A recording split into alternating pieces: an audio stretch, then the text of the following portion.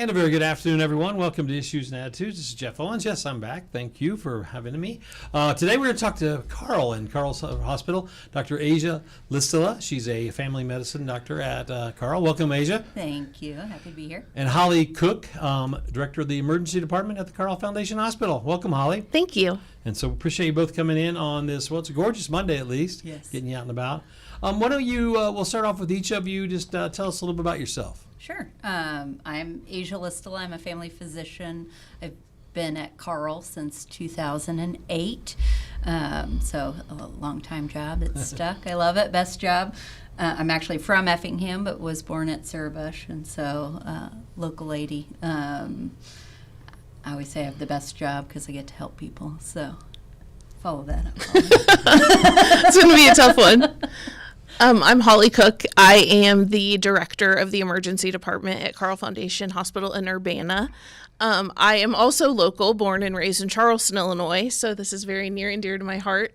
I have been an emergency department nurse in a level 1 trauma center my entire career, so since 2006.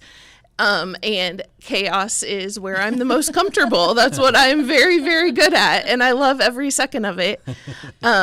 And being on the team at Carle has been just awesome. I love being here in the community that I was raised in and all of our family and friends are in. Can you think back of when and why you chose the medical and health-related field to get into? Yeah, for me, in second grade, I decided I wanted to be a doctor. My uncle suffered from a genetic condition called cystic fibrosis and passed away. And I thought, man, wouldn't it be great to help people? And, you know, I don't do pulmonology, which would have been probably the more natural piece of that, but kind of found my way through medicine, getting to help people. I did not start out wanting to go into healthcare. I got a job at the local hospital here when I was going to Lakeland College because I needed to pay for a car. And it was my first experience around healthcare, and it just was fascinating. I was completely taken by whenever bad traumas would come in. They would always leave on the helicopter and go somewhere. And the longer I was there, the more I wanted to be where those helicopters were going. I just thought it was the coolest thing ever. And started out as an elementary education major and very quickly said, I don't think so. I want to be a nurse, and just completely changed it all around and have never looked back. So my next question was, if you weren't going to be in medical, what would you have been? So you a teacher almost, what about you? Or was it always that? I truly never wanted to do anything else. That's cool. So. That's really cool. Obviously, the school year just ended, but when you think about the summer, it's so important for kids to kind of be prepared for the next fall and everything that's going to happen. So get some advice for preparing kids for the fall school season already and getting stuff done ahead of time. Yeah, I think from the outpatient setting, so you've got a little emergency room and outpatient, look at things from the outpatient setting. I would say get those school and sports physicals done earlier. Waiting till the week before school starts creates quite the pinch, and there's not always appointments available to do that. And get your school and sports physical done at the same time, because if you're healthy enough to do a sport, you're healthy enough to attend school, different form, get it completed, and check the boxes. Yeah, makes sense. Anything to add, Holly? I don't think so. I think this is all her area. Holly wants the emergency stuff. Right? Yeah. But, that leads me into what one of the things we want to talk about today is people need to know and how to differentiate what is an emergency. When should you go see Holly's people, or when should you set up a regular doctor's appointment? Can you both talk about that and kind of why it's so important for people to differentiate that and do it the correct way? Yeah, absolutely. So emergency department care is truly for just that, for emergencies, for those traumatic situations. You might have a broken bone, you maybe have some severe head trauma, or even in the medical realm, shortness of breath, chest pain, severe abdominal pain, fevers that aren't going away. And of course, all of that kind of goes together to determine, even is the emergency department where you should start. Should you first make a call to your primary care physician and kind of get their help and guidance of where to go from here? Because some of those things even can be seen in an outpatient setting before coming to an emergency department. And for you, for the primary care, I mean, you obviously want to know what your patient's going through, but if it's something that they can come to you for and can kind of quote unquote wait, it's best to go the direction with you. Yeah, I agree. I think that if you think you need an ambulance, the emergency room's the right place to go. Please don't come to my office. If you think you're having a heart attack or a stroke, you go to the emergency room for those. Most other things, talk to us. You know, we'll try to figure out if we can just take care of you in the outpatient setting as opposed to sending you to the emergency room, because we love our emergency room colleagues, but they're there to make sure you're not dying. And tragedies, when they happen like that, to be prepared. Yep. And they're there for, they want to make sure you're not dying, but sometimes you may not leave with a full answer, and you're going to be coming back to see us anyway to sort it out. And so... What about the other option of the intermediary, the walk-in clinics that a lot of people have that they can go and then that maybe direct them back to you, or if they need emergency? How do you feel about those? Yep, we love them. We have one in our primary care clinic here in Mattoon, and we work very closely. We share the same medical record. We, talk to each other all the time. I tell people those are great for colds, coughs, sore throat, sprains and aches, those sorts of things. Chronic problems don't belong there. So a flare of a chronic problem probably should see your primary care provider. But the walk-in clinics are wonderful for those sorts of things. Holly, I got to ask, working in an emergency room and being a director of emergency room, you've probably seen a lot of, horrible stuff, terrible stuff. Is it tough to do that? You seem like a very upbeat person. I just met you, but is it tough to stay positive with some of the things that you see on a daily basis? It is, but I mean, I've been doing this now for a lot of years. I try not to think of the actual number because I don't believe I'm actually that old yet. But the way that I like to look at it is it's truly a privilege to be there for people on what is likely some of the worst days they're ever going to have, and being that calm, kind, empathetic person who hopefully they can remember as someone who helped them through that situation. So no, it's not easy, but it's all about your perspective, and you have to have tools to take care of yourself, because the stuff that we see day in and day out, it's hard. It's the same for outpatient. Healthcare's tough, and you see a lot of really intense things, and then you go home and spend time with the people you love and come back the next day and do it all over again. So it's all about perspective and remembering you can be a positive for those people to remember. One of the things I noticed, I just had some minor surgery, not minor, but surgery, is that you see in the hospitals is hospital etiquette.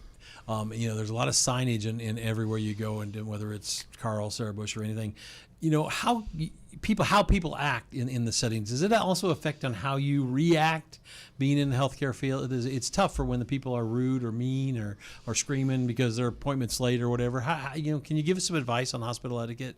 Yeah, I think if I had to sum it up, is just be kind, recognize that you don't know what's happening in the room next door, whether that's inpatient or outpatient.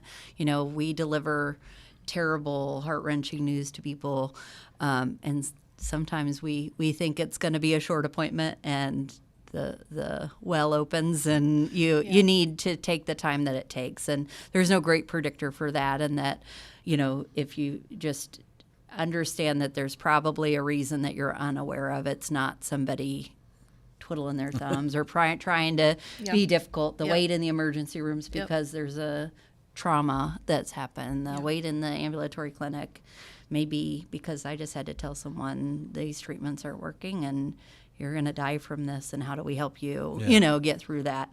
And so just be kind. If you could boil it up. And you probably see more of it, I would assume, in the emergency. We see a lot. And one thing that I try to help teach our staff is this isn't personal. This isn't about us. This is 100% about them and the situation they're going through. It often stems from fear and frustration and having no control over what is going on. We all like to have a little bit of control, and I think the emergency department is a perfect example of you'd have none, and you are at the mercy of the team who's taking care of you. No normal day there, I'm assuming. There is no, well, I mean, there are, but my normal is probably not her normal or your normal.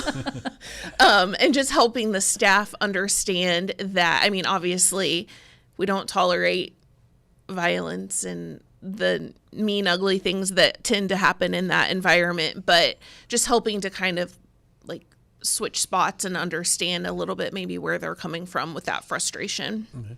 Let's go back to the kids a lot of, in the summer. But the other thing is vaccination time for which grades and all that. Can you talk a little bit about what people need to be doing this summer for their kids? I think the biggest thing is make that appointment with your primary care team, walk through the vaccination schedule, what's recommended and what's required. There are certain vaccines that are required for school participation or entry, and those get reviewed by the school health nurses and along the way. And so making sure that, tetanus and whooping cough for those high school age kids, or the, routine vaccination schedule for kindergarten are really important. So I always say kindergarten, fifth, and high school, you probably need a vaccine. So making sure that you're making those appointments. There's variance to that depending on how on schedule you've been throughout, but make that appointment, talk it through. And there's so much national talk about vaccinations, unfortunately, or fortunately, however you want to look at it.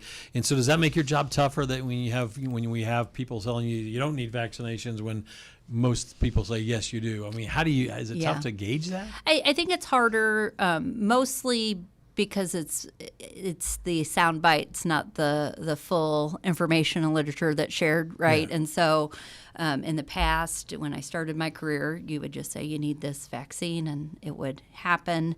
And now it takes longer to explain the what, why. Often there are really thoughtful questions. Sometimes there's just emotional reaction that's a little bit harder to take a minute and just help them process through, what do we really know about these vaccines? Okay. It's also Men's Health Month in June. I know there's a lot of stuff going on, so give some advice to what men should be doing in the month of June to make sure that they're up to snuff. Yeah, I would say first and foremost, come make an appointment with your doctor, not just because your wife told you to or your partner told you to. How do you make that happen? Yeah. Always beware when they come without instructions from someone. But there are really important things that keep men healthy, and so especially after 40. And so by the time you're 40, you probably should be making an appointment to review what we call our Keep You Healthy checklist. Has your cholesterol been checked? What's your blood pressure? Those sorts of things. And then we start thinking about cancer screenings, colon and prostate cancer screening, to be able to tackle those depending on risk factors and family history. Shingles virus, is that another thing to think about during June? Yeah, shingles vaccine. Tetanus and whooping cough boosters. Often going into high school is the last time someone got one, so we try to catch them up at their adult physicals as well. That's every 10 years. And so the shingles vaccine is recommended after the age of 50, and some ongoing data review says it may reduce your risk of developing dementia as you get older too. So we don't know why, but I'm going to take it. Yes, less chance good. Yeah. Obviously, with the summer months, kids are out and about. People are out and about more. Yep. So the emergency room, I don't know if you get busier during the summer, but there's people are boating, they're mowing, they're doing all these things outside. Yep. Some safety tips, some advice, Holly, of what people should be doing and looking for. We refer to this time of year as trauma season. Trauma season is here. And the words of advice that I would share is make good decisions. Make sure that you are planning ahead with whatever it is that you're doing, whether it be an event, a chore, whatever. Look at the weather. Make sure you are hydrated as you should be. Have a plan if you start feeling too hot. If you're up on a roof working and you're feeling hot, what is your plan? Is there someone who can help you get down off the roof safely? If you're out on the water, make sure that the person in charge of driving whatever it is that you are on with them, don't drink alcohol. Fun and alcohol often go together, but unfortunately so does trauma. And so I would just encourage everyone to still have a good time, just do it safely and make sure that you're making good decisions. Have you noticed lately, it seems like that, that people are using the designated driver and paying attention to that more than ever before. It seems like that finally maybe has taken hold, or am I wrong on that? I don't know that I'm the right person to ask, because what I see is people who aren't taking that advice. I would like to think so. Yes, for sure. But I know that there's still work to be done. Do you have something to weigh? I mean, I don't disagree. I think that in general, my sense, and I don't know that it's from my medical office, but just especially with rideshare and Yes. apps and those sorts of Yep. things, that there are simpler ways to be able to get home safely that people are using more. and obviously the heat is a big thing. You know, it's not we really haven't been hit yet, but as you think tomorrow, maybe we might be our first 90-degree day. So people Yep. outside gardening, they're Yep. they're mowing their yard, they're doing whatever. So just be smart. Do it earlier in the morning or later in the afternoon and things like that. Other advice for the outside worker, mostly for the elderly too, I would assume. Yeah, I would just plan accordingly. Look at what that forecast is. Make sure that you're hydrated before, during, and after. Take breaks. Don't stay outside for hours and hours upon end and then go back inside and realize, oh, I don't really feel good at all. Because once you get to that point of feeling tired, weak, dizzy, you're already behind and you have already reached that point of dehydration that's going to be really hard to come back from without visiting a doctor's office or an emergency department. So just make sure that you are being mindful of yourself, how you're feeling. Keep an eye on your neighbors and your family and friends around you. And have a buddy system. If you're going outside and no one's going to be home, just let someone know, hey, I'll check in with you if you don't hear from me after so many hours. Maybe come check on me and make sure I'm doing all right. Then obviously there's outside injuries when you get sports and you got mowing and boating and all this stuff. I mean, so then when do they differentiate? Calling Dr. Lystila or going Yep. to the emergency room. Yep. Is there do you guys have a plan that you would like to pass on to people that say this is when you got to definitely go to the emergency room or not? Yeah, there's actually a really great chart I should have brought that says like primary care, convenient care, or emergency department. You can Google it. It's on there all over the place. But oftentimes doctor's offices are a good place to start with like a sprain, a strain. Oftentimes if there's a need for an x-ray, you're probably going to have to go if like a same day type x-ray is often going to need like a convenient care plus type setting. I think primary care offices sometimes can get same days. We do, yeah. And then if you've got if your bone is sticking out, if there's an obvious deformity, if something just does not look the exact same as it did before this occurred, you're probably going to end up in the ER with us. Okay.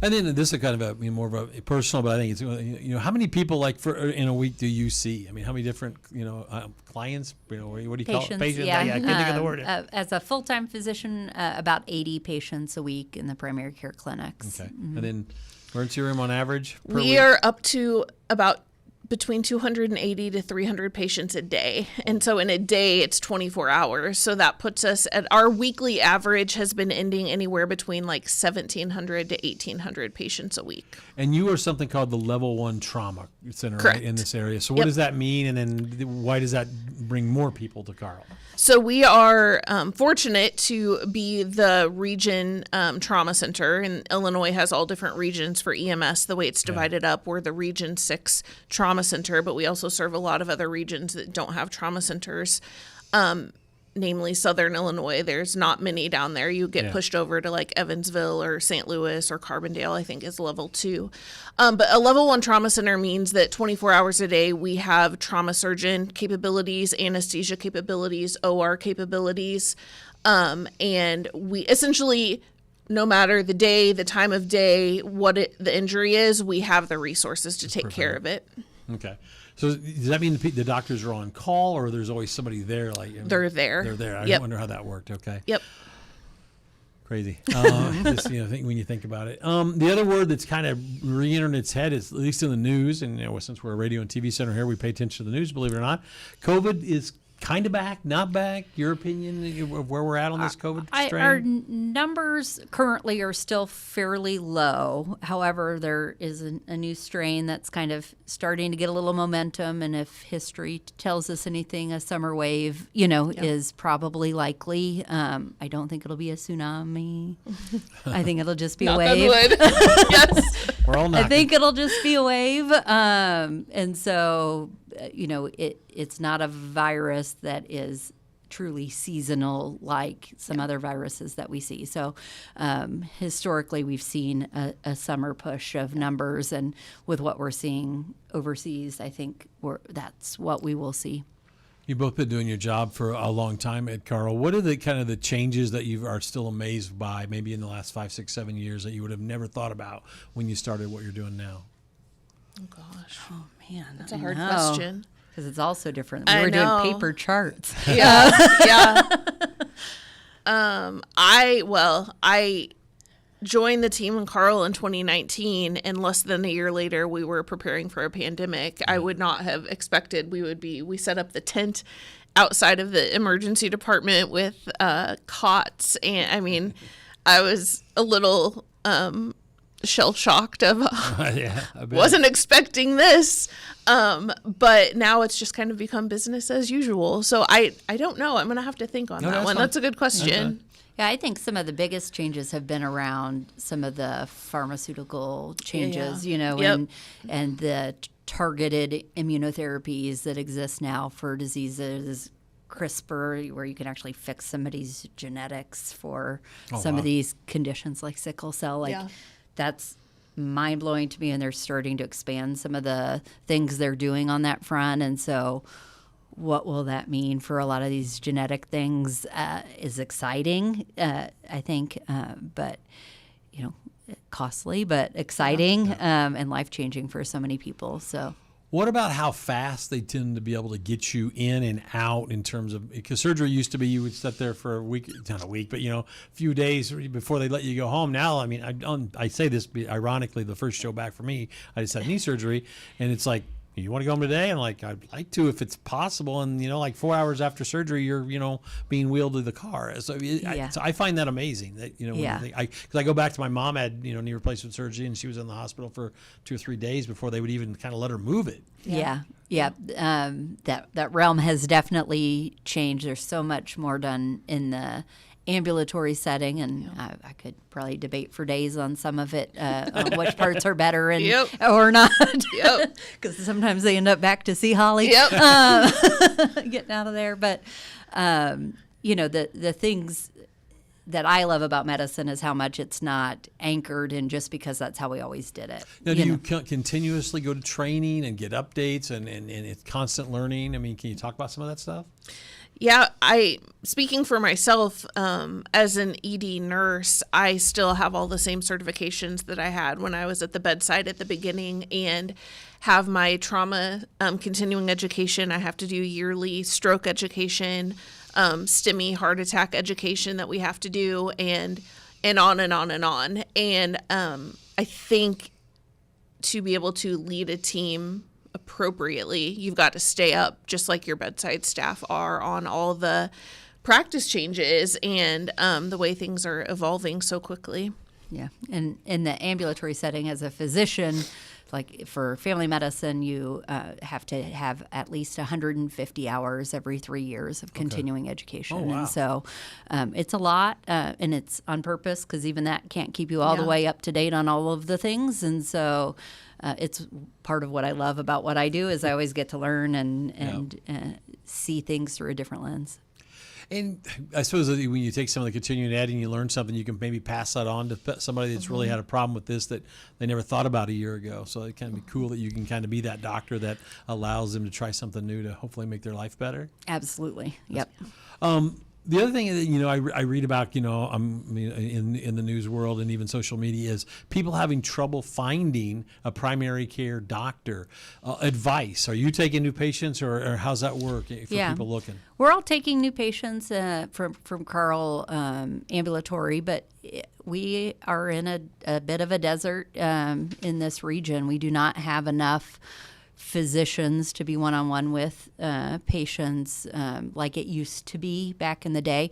So we really take a team approach and use we call them advanced practice providers, our nurse practitioners and physician assistants to really help us expand how many patients we can care for.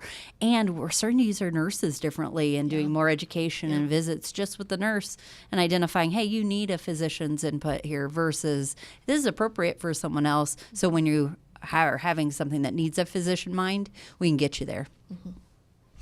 Yep. Right now, for Carle, and this is kind of a question I just thought of right now when you said it, What are are there big needs for still more nurses, more assistants, or what is the biggest need out there in the health field? Yeah, certified medical assistants is huge. Phlebotomists are huge. There are not enough of either of those to get all of the things done. Those two people really help us through our days. But there's always nursing needs, especially as we use them to do more things. Nurse practitioners or physician assistants, and any young person interested in medicine is a great career. But we need you. Yeah. Yeah. Holly, what's the most rewarding part of your job? Oh gosh, I don't know how much, if we have enough time. We got 3 minutes. The good stuff, seeing the patients who come in that from all the years of doing this, you know that the stories don't often have a good ending. And when they do, that fills your cup up to keep on going. Hey. Yeah, I think it's the connections. I think, especially in what I do, I get to see people longitudinally for a long time and really get to know their story and the patterns of things that affect their health, and I love it. On the opposite side, sometimes you have to deliver horrible news to people. How tough is that as a part of your job? It's hard. It's not a simple thing to do. But I tell people one of the things I love is that I get to be on the journey with them, and I get to be there on their hardest days and let them know that I am there for them. And I think that lends, at least for me, I see Holly nodding her head, really it's something that I wouldn't take away from my job, I guess. If you asked me if you could take away something, that wouldn't be the thing. Okay, it's interesting you said that. I just need to know. What about challenging? Is there some part of your day that's the most challenging? That you Prior authorizations. Holly, Winner. Ding, ding, ding. There you go. The really just unfortunate situations that were 100% avoidable that are not going to have that good outcome, and seeing it in the media and on social media and all the things. There was a big tragedy this weekend with a train wreck. I was. don't know if that affected your department or not, but I was over, 4 young people passed away. Yeah. A train wreck down in, I think, the Sigel Trill area. So it's just crazy. We have about a minute left, and I didn't know if there's anything else for sure that you either wanted to talk about that I forgot. That we were talking to Asia and Holly today from Carle Hospital. So anything you would like to get out there or talk about before we get out here today? I think I just want people to know we're there to help them. We are on their side. We are their advocate, and we are a resource for them whenever they need it. Yeah, we're happy to be on your team. Yeah. I really know that and approach it with that, and I think you'll be pleased. Yeah. Now, something I found funny is you two really didn't know each other before the show. You knew of each other. Yeah. But Right. yeah. So you met at Issues and Attitudes. So I thought that was kind of funny. So one silly question, we always have to try to end with something silly. Your favorite college class? Race and justice. Okay. Oh, goodness. My favorite high school class was food and nutrition. I'm not going to argue. 'Cause College was my nursing clinicals when I got to go down to the emergency department. Well, there you go. Hey, it was great meeting you both. Best of luck. Thanks for what you do at Carle and what you do to our communities. We appreciate it very much. Thanks. Thank you. We are WEIU.